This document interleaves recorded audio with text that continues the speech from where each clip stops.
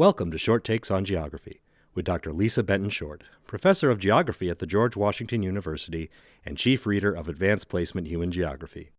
This discussion series is brought to you by the American Geographical Society, the foremost champion of geography for the benefit of society since 1851.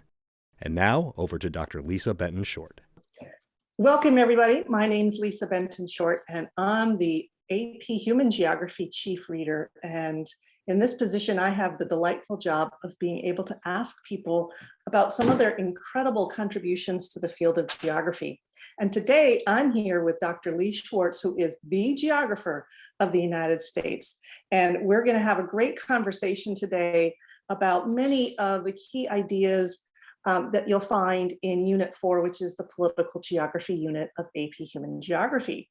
So some of the key concepts that we'll be talking about include things like the importance of maps, boundaries and borders, challenges to peace in terms of conflict, power and territoriality. And then we're going to look at the amazing work that's going on to do more in the way of getting ordinary people involved in mapping and participatory mapping. So Dr. Schwartz, thank you so much for joining me today. Oh, it's my pleasure to be here. Looking forward to it.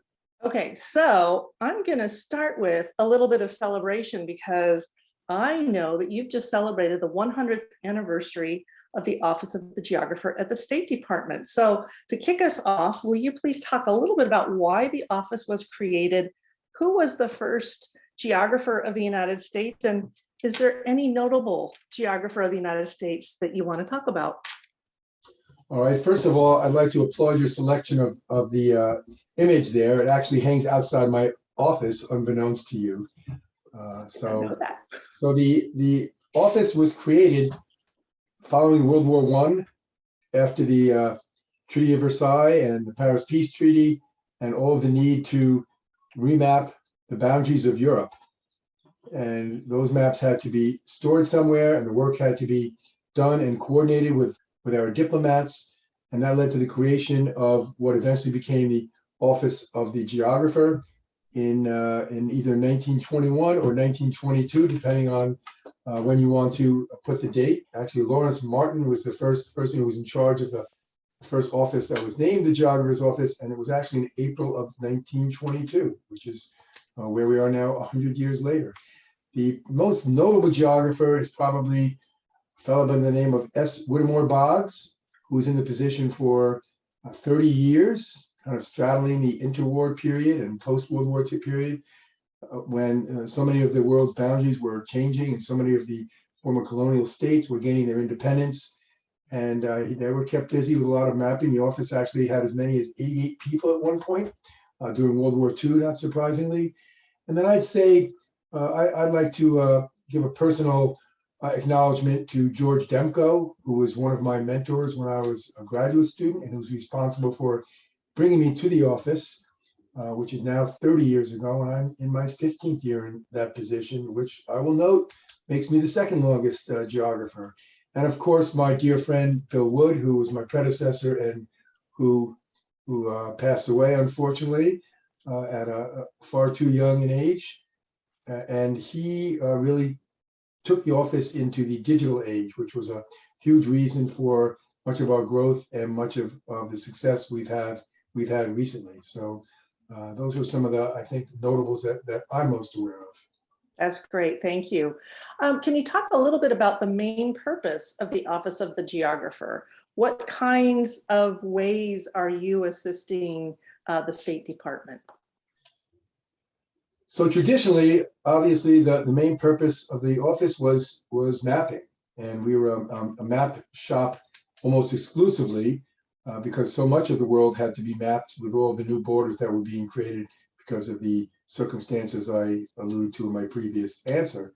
But it was after World War II when the office joined the Bureau of Intelligence and Research at the Department of State, and that's when the office started to do more analytical issues on what are sort of inherently geographic topics, which expanded to include a lot of issues that we call transnational or transboundary issues.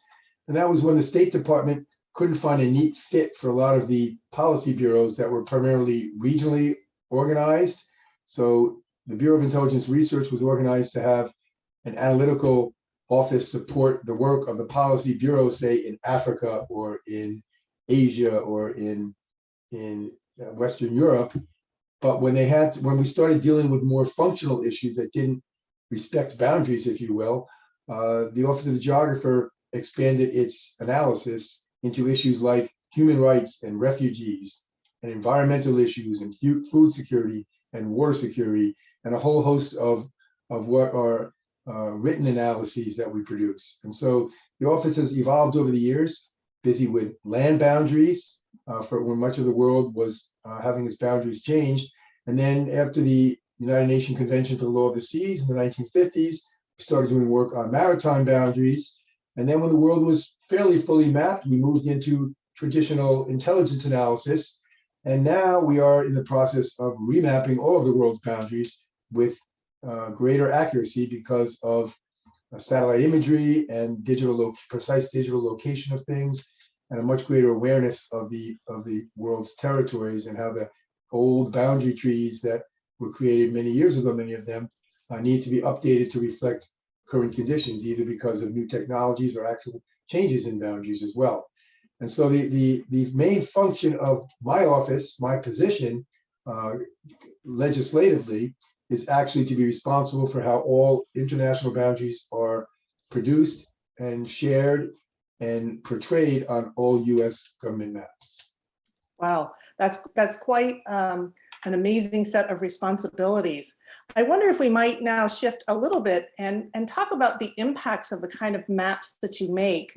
I know, for example, you were talking just a minute earlier about how your office has evolved to cover some of the areas around humanitarian issues, around food and climate. But I know that in point of fact, your maps have been used in incredibly important ways. And I'm thinking about maybe some of the maps that Secretary Colin Powell used. Do you want to talk about that? Sure.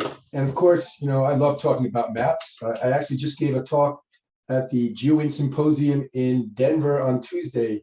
The title of that panel was "What is a Map?" But obviously the power of maps are the ability to integrate information from multiple sources. And my job really is to make sure those maps are created in a way that has the impact for the purpose for which they've designed. And that includes using multiple different data sets, increasingly incorporating satellite imagery, making sure to not make the map too confusing so that it actually doesn't lose its purpose.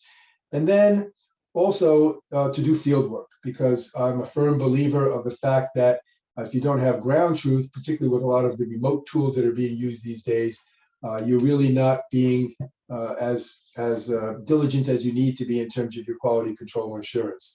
And so the slide you're showing now combines all of those efforts when Secretary of State wanted to have its own geographer's office do an evaluation of the humanitarian emergency and the situation that the refugees faced who were fleeing from Darfur, Sudan, into the neighboring country of Chad.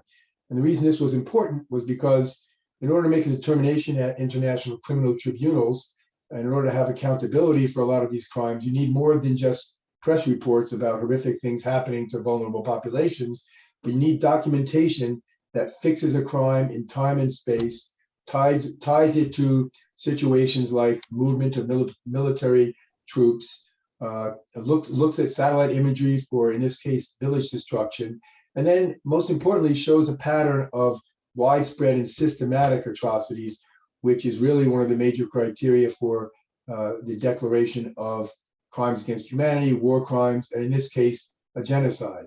So when Secretary Powell commissioned us with our partners at the Department of State to conduct a refugee survey in Darfur, we did it with maps and imagery and locational accuracy, and produced a document that mapped out the evolving crisis in a way that showed that it could not be just random. And in fact, these types of maps that were produced have been more powerful in international criminal tribunals than just imagery alone, which is visceral and has a powerful message for public diplomacy, but often by itself doesn't hold up in court. So in this case, the document we produced was used by Secretary Powell when he went before Congress and declared that in his determination it was indeed genocide in Darfur.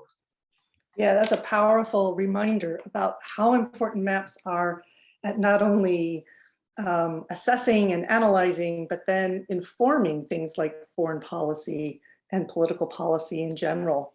Thank you for joining us for this segment of Short Takes on Geography with Dr. Lisa Benton-Short. Be sure not to miss the continuation of Dr. Benton-Short's conversation with Dr. Lee Schwartz, Geographer of the United States. And tune in for this and more great geography teaching resources at AmericanGeo.org. Until next time.